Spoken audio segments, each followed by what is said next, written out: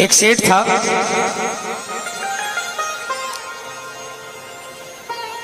उसको भी जुनून था पैसा कमाने का। नीचे गद्दी थी, ऊपर घर था। सुबह सुबह जल्दी उठता,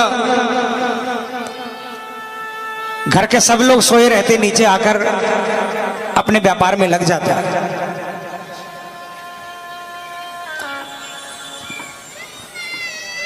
पत्नी बेटी लेकर नीचे ही आती,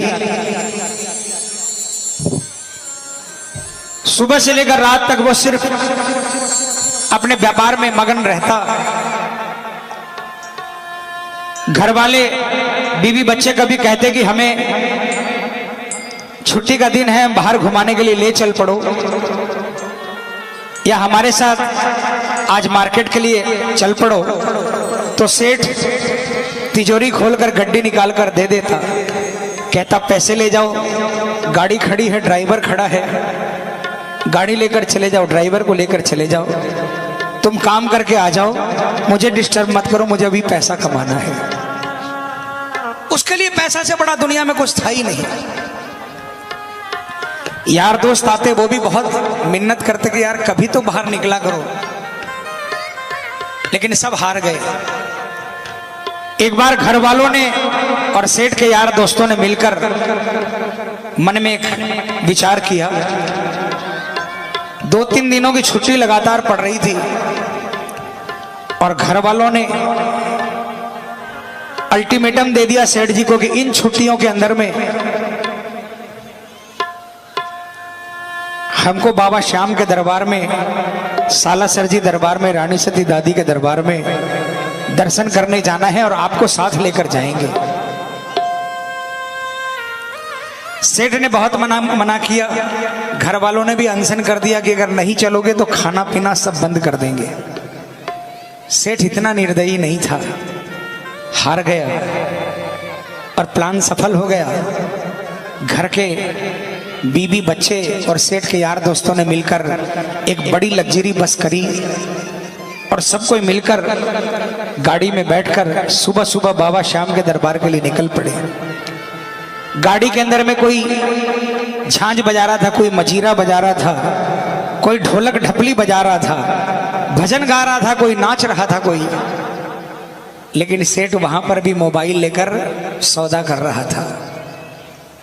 खाटू पहुंच गए, धर्मशाला में जाकर रुके, नहाए धोई करी और जब धर्मशाला से बाहर निकले मंदिर जाने के लिए तो किसी के सिर पर चूरमे का थाल था, किसी के हाथ में प्रसाद की थैली थी, कोई ढपली लेकर धमाल गा रहा था, कोई निशान लेकर नाच रहा था। सेठ वहां भी मोबाइल से सौदा कर रहा था।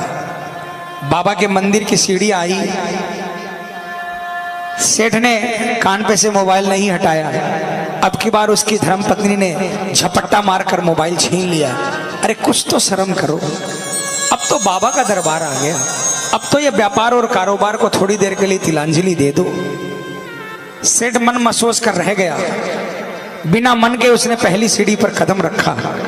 लेकिन प्रेमियों, झूठ नहीं कहता, जो नहीं गए उनको बता दूं, 13 सीढ़ी है और पहली सीढ़ी से ही कुछ कुछ होने लग जाता है। सेठ को भी लगा कि कुछ अलग सा हुआ है उसके साथ। एक एक सीढ़ी चढ़ता गया, सेठ के मन के भाव बदलते गए और 13वीं सीढ़ी पर चढ़ने के बाद जब वो बाबा श्याम के दरबार में सामने पहुंचा और बाबा से नजरों से नजरें मिली, सेठ एक टक निहारता रह गया, आंखें फटी की फटी रह गई। चंद सेकंड के अंदर में सेठ की आंखों से आंसुओं की धार बह निकली और सेठ मन ही मन बाबा से कह रहा है, बाबा मैंने तो सोचा था कि पैसा कमाने से बड़ा नशा दुनिया में किसी चीज में नहीं है, लेकिन मैं गलत था, मैं अभागा था बाबा, जो इतने बरसों तक आपके दरबार से दूर रहा। आज आपकी आंखों में झांक कर देखा, जो नशा आपकी आंखों में है उस नशे के आगे दुनिया का हर नशा फीका है बाबा। सेठ काफी देर तक बाबा के सामने खड़ा आंसू बहाता रहा। मन ही मन बातें करता रहा। परिवार वाले दर्शन करके आए, सेठ को हाथ पकड़ा। सेठ ने कहा तुम जाओ, अभी मैं थोड़ी देर में आता हूँ। क्या तो आने के लिए तैयार नहीं था, क्या मंदिर खाली था। घंटों बाबा के दरबार में बाबा से बातें करता रहा। आखिर में उसने शीश झुकाया, दंडवत प्रणाम की और कहा बाबा आज आपसे वादा करके जाता हूँ। मैंने सुना है हर महीने की 11 को आपके दरबार में लाखों लोग आते हैं। मैं भी आपके दरबार में हर 11 को आऊँगा, अकेला नहीं आऊँगा। मेरे शहर में जो भी आपके दरबार में आना चाहेगा उसको अपने साथ लेकर आऊँगा, गाड़ियाँ भर भर कर आऊँगा। ये वादा करके सेठ चला गया। अगले महीने 11 आई, सेठ फिर बाबा के दरबार में आया। अब की बार कई गाड़ियां लेकर आया, पूरे शहर को न्योता दे दिया। सेठ इसी तरह आने लगा। 2, 4, 6 महीने बीते। एक 11 के दिन जब सेठ घर से निकलने लगा, मुनीम जी आवाज लगाई। मुनीम ने, सेठ जी कहाँ जा रहे हो? सेठ ने कहा मूर्ख तुझे पता नहीं आज 11 है, मुझे बाबा श्याम के दरबार में जाना है। मुनीम ने कहा सेठ जी आपको शायद याद नहीं, कल एक व्यापारी का फोन आया था जो कि बाहर से आ रहा है और 50-60 लाख का व्यापार है, सौदा है, और आज शाम को वो वापस देश से बाहर चला जाएगा। अगर ये सौदा हाथ से निकल गया तो बहुत नुकसान होगा। आप एक काम करो, 11 की जगह पूर्णिमा को चले जाना। सेठ ने सोचा मुनीम सही कह रहा है, आज इस व्यापारी से सौदा कर लेता हूं। 4 दिन बाद पूर्णिमा आएगी, पूर्णिमा को चला जाऊंगा, क्या फर्क पड़ता है। सेठ माया में उलझ गया। 50 लाख का सौदा करने के लिए रुक गया। उस मूर्ख को यह नहीं मालूम था जो व्यापारी आ रहा है उससे 50 लाख का सौदा होगा, लेकिन ये जो व्यापारी है इससे जन्म जन्म का सौदा होने वाला था। सेठ नहीं गया। पूर्णिमा आई, फिर कोई व्यापारी आया। सेठ ने सोचा अगली 11 को चला जाऊंगा। अगली 11 आई, फिर कोई व्यापारी आया। सेठ फिर सोचा कि मावस को चला जाऊंगा। सेठ फिर माया जाल में उलझ गया और सेठ का बाबा के दरबार से रिश्ता फिर से टूट गया। 2-4 महीने निकल गए, सेठ खाटू नहीं जा पाया। एक रात को सेठ सोया, अचानक रात को 2-2:30 बजे उसे लगा कि उसे कोई आवाज आ रही है। वाह रे सेठ, तू तो बहुत बड़ा व्यापारी निकला। मैंने तो सोचा था कि मेरे दरबार में कोई मेरा भगत आया है जो पश्चाताप करने के लिए आया है, लेकिन मुझे नहीं मालूम था कि वो कोई भगत नहीं बल्कि सौदागर था, सौदा करने के लिए आया है। तुझे पैसे कमाने का बहुत शौक है ना, जा आज के बाद खूब पैसा कमाना, लेकिन मेरे दरबार में दोबारा नहीं आना। सेठ की आंखें खुली, बहुत पछताया। उसने सोचा कि अभी के अभी खाटू जाऊंगा, लेकिन बाबा को मंजूर नहीं था। बिस्तर से उतरने के लिए जैसे ही पांव नीचे किए, सेठ अपने पांव पर नहीं खड़ा हो पाया। पैरालिसिस अटैक हो गया, दोनों पांव रह गए। बहुत पछताया। एक दिन सेठ व्हील चेयर पर बैठा अपने मकान के बाहर आंसू बहा रहा था। एक डाकिया बगल से निकला। सेठ ने डाकिया को आवाज लगाई, है डाकिया, तुम तो कलकत्ता, दिल्ली, बंबई न जाने कहां कहां का संदेशा ले जाते हो, क्या मुझ गरीब का एक संदेशा मेरे बाबा श्याम के दरबार में ले जाओगे? डाकिया ने कहा मेरा तो काम ही ये है, और जब से इंटरनेट आया है लोग व्हाट्सएप और फेसबुक और मल्टीमीडिया के द्वारा चैटिंग कर लेते हैं। बहुत मंदा धंधा है, धंधा बहुत मंदा है। बोलो तुम्हारा क्या संदेशा है? डाकिया को सेठ ने क्या कहा, डाकिया ने सेठ से क्या कहा, और सेठ को फिर डाकिया ने क्या कहा, और डाकिया ने बाबा के दरबार में जाकर क्या संदेशा सुनाया। आइए प्रेमियों, विश्वास दिलाता हूं, जो भी मन में उधेड़ गुण है, जो भी मन में सवाल है, जो भी परेशानी है, इस भजन के माध्यम से आप अपना संदेशा भेज देना। मैं आपका डाकिया बनने के लिए तैयार हूं। 15 मई को 11 है। अगर मैं जिंदा बाबा के दरबार में पहुंचा तो मैं विश्वास दिलाता हूं आपको, आपकी हाजिरी पहले लगाऊंगा, मेरी हाजिरी बाद में लगाऊंगा बाबा के दरबार में। आइए, उस सेठ ने डाकिया से क्या कहा। मैं निवेदन करूंगा 15 मिनट इधर उधर किसी से बात मत करना, कोई बगल वाला आपसे बात करे ना, उसको बोल देना 10 मिनट रुक जाओ, अभी मुझे मेरे बाबा से बातें करनी है। ठीक है, आइए।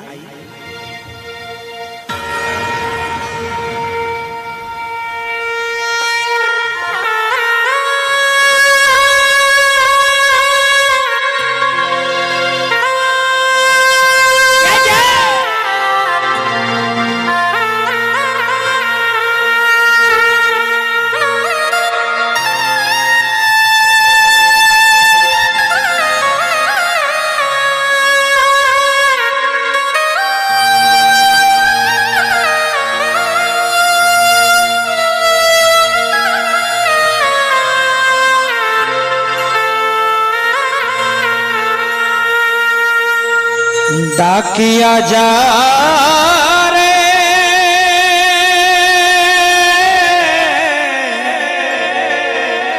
श्याम ने संदेशो दीजे, श्याम ने जाए तू कह दीजे, भगत थार दर्शन ने तरसे। समझ में आया? थोड़ा मारवाड़ी है, समझ में आ जाएगा, मैं समझा दूंगा। उठाओ ना हाथों को, कौन कौन संदेशा भेजना चाहता है, मिलकर तालियां बजाकर बोलेंगे क्या? डाकिया जा रे सामने संदेशो दीजे, सामने जाए तो कह दीजे, भगत थार दर्शन में तरसे। डाकिया जा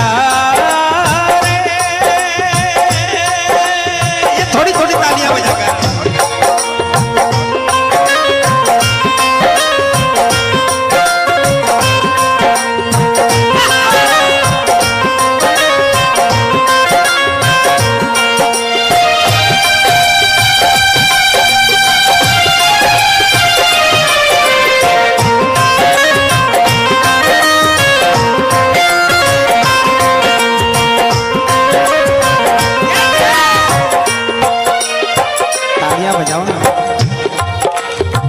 डाकिया ने कहा कौन से गांव थारो श्याम बसो है, इतनो मान बता दे सेवक रे।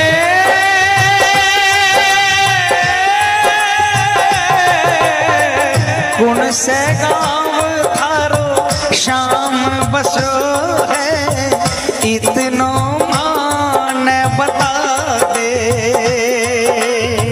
घर तेरे पास है कोई निशानी, माने तू दिखला दे। कैया जानूंगा पहचान मैं हूँ छोरो अनजान, कैया जानूंगा पहचान मैं हूँ छोरो अनजान, कैया शाम शु होसी मिलन।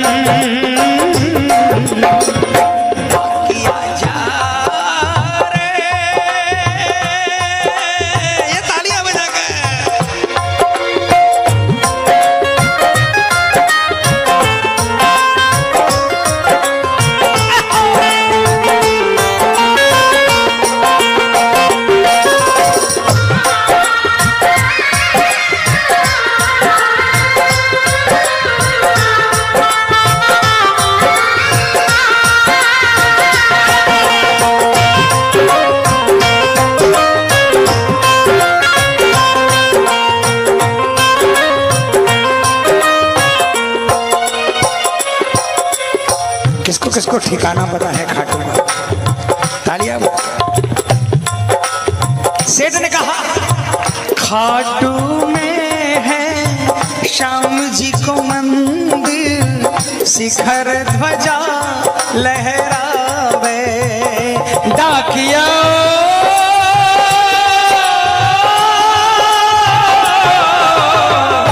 खाटू में है श्याम जी को मंदिर, शिखर ध्वजा लहरावे। डोडी पर हनुमान विराजे, सेवक चवर ढुलावे। हो पाके नौबत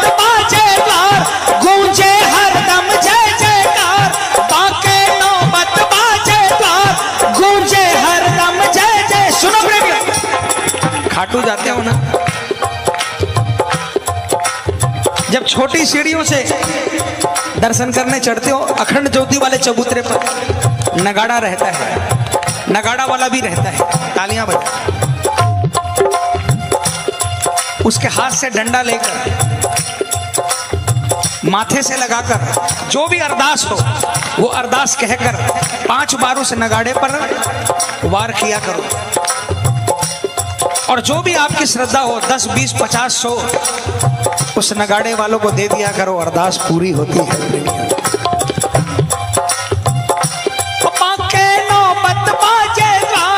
गूंजे हरदम जय जयकार, बांके नौबत बाजेदार, गूंजे हरदम जय जयकार, सज धज बैठे है श्याम सजन,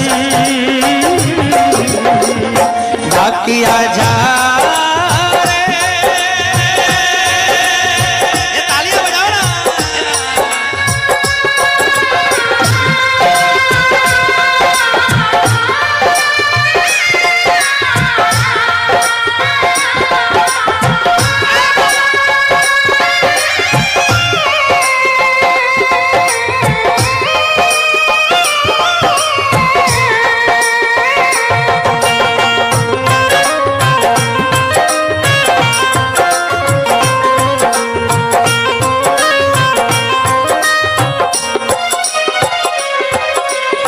डाकिया सेठ से विदाई लेकर निकला, खाटू पहुंचा, बस से उतरा, लोगों से पूछा भैया श्याम बाबा का मंदिर कहाँ है? लोगों ने बताया बाबा के मंदिर के पास पहुंचा। डाकिया भी सीढ़ी पर कदम रखा, डाकिया को भी कुछ अजीब महसूस हुआ, डाकिया सीढ़ी चढ़ता चला गया, 13वीं सीढ़ी पर पहुंचा।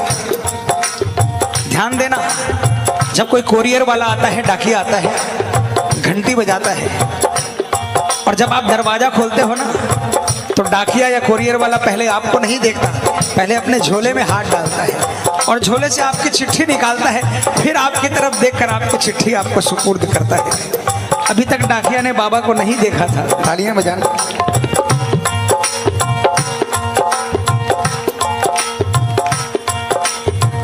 पहुँच गयो दरबार शाम के, बोलन लाग्यो संदेशो, बाबा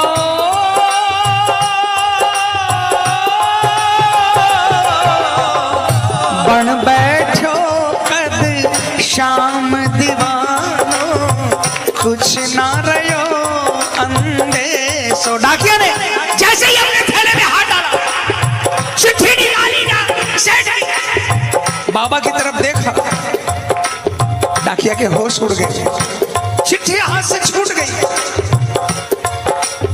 डाकिया की आंखों में भी आंसुओं की धार बह गई, फूट फूट कर रोने लगा,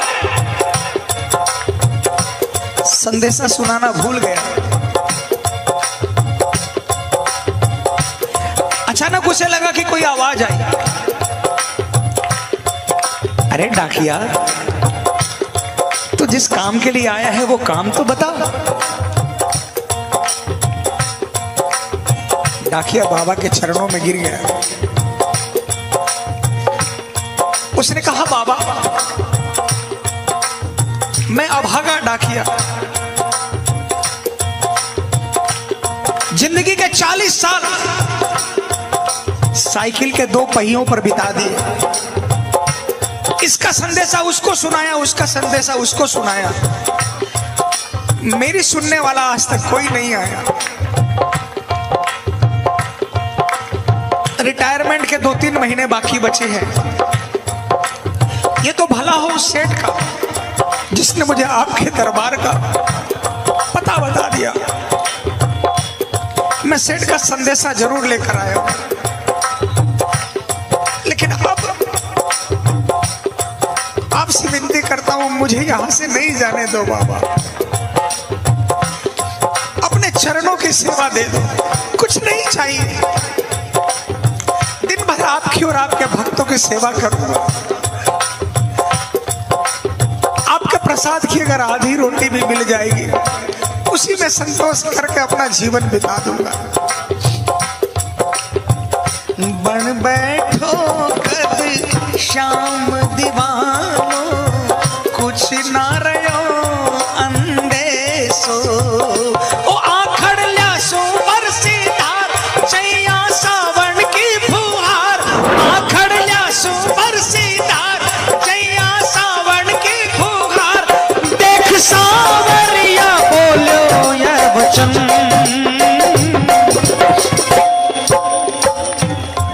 अब की बार बाबा ने कहा, पगले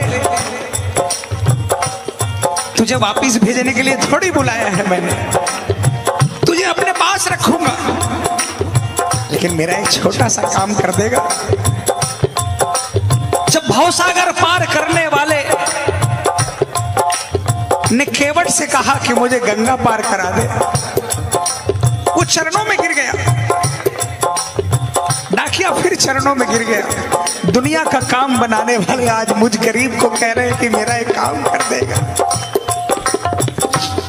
बाबा ने कहा, डाकिया, ए भैया, हेलो, ए भाई साहब, ए!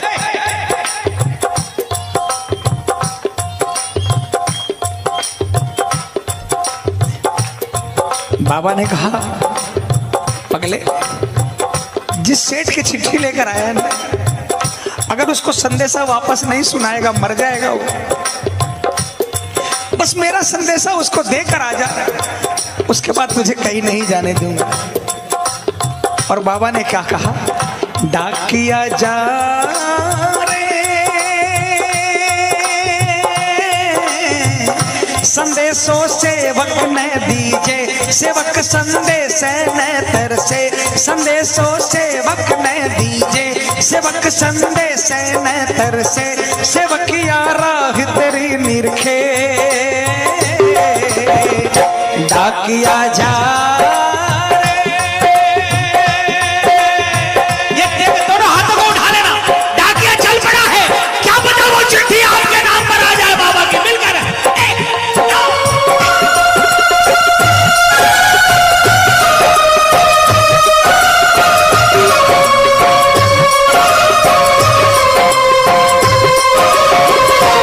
चिट्ठी आई है, चिट्ठी आई है, बोलो बोलो बोलो। चिट्ठी आई है, चिट्ठी आई है, ओ चिट्ठी आई है खाटू से, चिट्ठी आई है, बोलो। चिट्ठी आई है खाटू से, चिट्ठी आई है। बड़े दिनों के बाद मेरे श्याम धनी को आज, और बड़े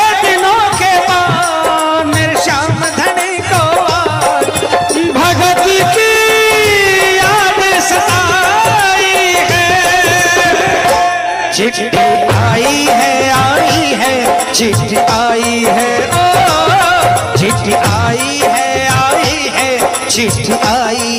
डाकिया ने ये नहीं सोचा कि रात के 2 बजे 2:30 बजे सेठ के घर पे पहुंचूंगा। उसको तो जल्दी लगी थी कि बाबा का संदेशा सेठ को देकर वापस श्याम के चरणों में आकर नौकरी में लग जाने की। रात को 2 बजे वो सेठ के मकान के बाहर पहुंचा। उस दिन सेठ के घर में कोई नहीं था, सेठ अकेला सो रहा था। डाकिया ने कॉल बेल दबाई।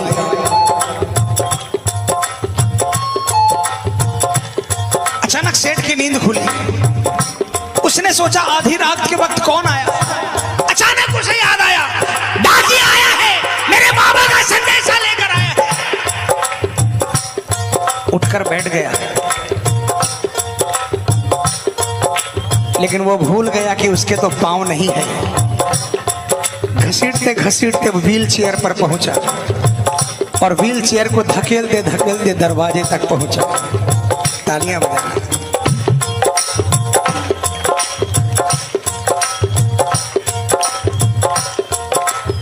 इस खुशी में कि डाकिया चिट्ठी लेकर आया है, सेठ की ताकत खत्म हो गई। उसने दरवाजे का हैंडल नीचे करने की कोशिश की, खुशी में सारी ताकत खत्म हो गई, हैंडल नहीं हिल रहा था। बहुत कोशिश की, बाहर से डाकिया बार बार घंटी बजा रहा है और अंदर से सेठ बार बार हैंडल को ऊपर नीचे घुमा रहा है। आग बाहर भी लगी है, आग अंदर भी लगी है। अंदर आग इसलिए लगी है कि जल्दी से जाकर डाकिया के गले लगूं और बाबा का संदेशा सुनूं, और बाहर आग इस बात की लगी है जल्दी से सेठ को संदेशा देकर बाबा के चरणों में सेवा करने के लिए पहुंच जाऊं। काफी समय बीत गया, सेठ की आंखों में आंसू आ गए और अचानक उसने आओ देखा न ताओ और हैंडल पर हाथ रखकर एक जोरदार जयकार लगाई, हारे के सहारे की, और उसने जोरदार ताकत लगाई, हैंडल नीचे हो गया, दरवाजा खुल गया और सेठ बाहर डाकिया के चरणों में जाकर गिर गया। सेठ डाकिया के चरणों में गिर गया, डाकिया सेठ के चरणों में गिर गया। दोनों गले लगने लगे। डाकिया ने चिट्ठी निकालकर सेठ के हाथों में दी।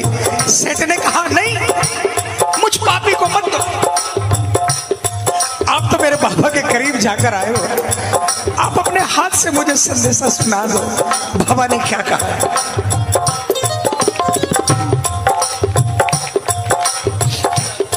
डाकिया ने संदेशा सुनाया। बाबा ने क्या कहा है सुनना, आप भी सुनना, ये संदेशा आपके लिए भी है। बाबा ने कहा, कह दीजिए तू जाए सेवक ने तेरो बुलावो आसी, सेवक रे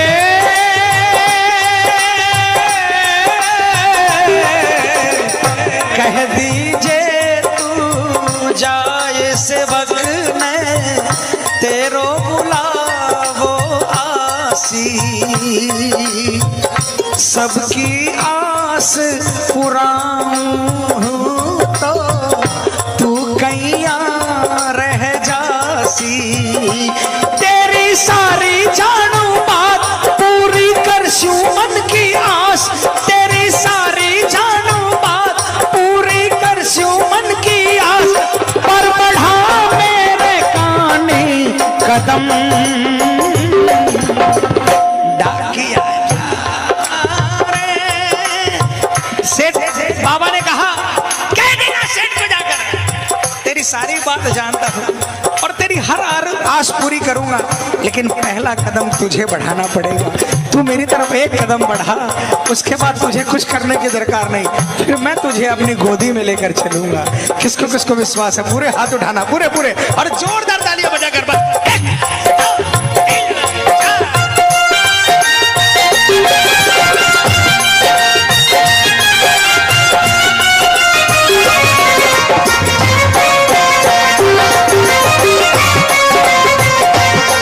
पुष्पांजलि वाले की, पुष्पांजलि वाले की, लीले घोड़े वाले की, पुष्पांजलि वाले की, लीले घोड़े वाले की, गोदी में सो जाऊं, मेरा जी करता है शाम के भजनों में खो जाऊं, मेरा जी करता है शाम के भजनों में खो जाऊं। किसका किसका मन करता है?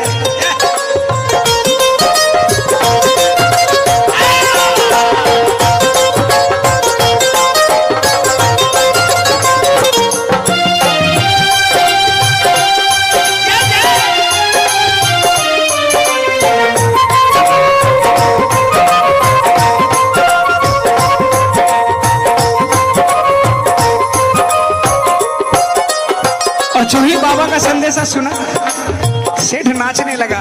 तालियां बजाओ।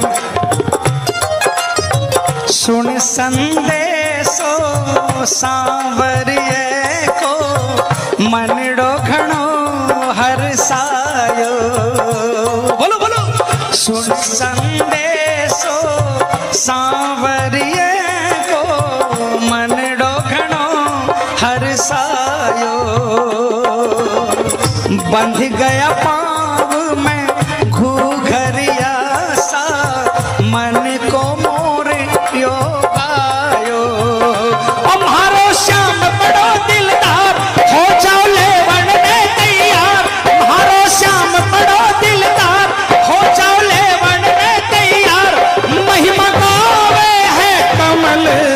किशन।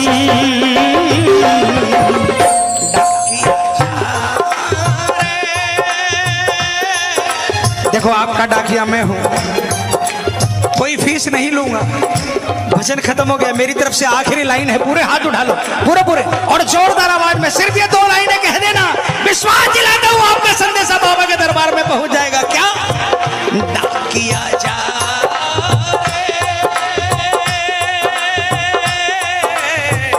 सामने संदेशो दीजे, सामने जायत कह दीजे, सामने संदेशो दीजे, सामने जायत कह दीजे, भगत थार दर्शन में तरसे। डाकिया जा रे, डाकिया जा रे, डाकिया जा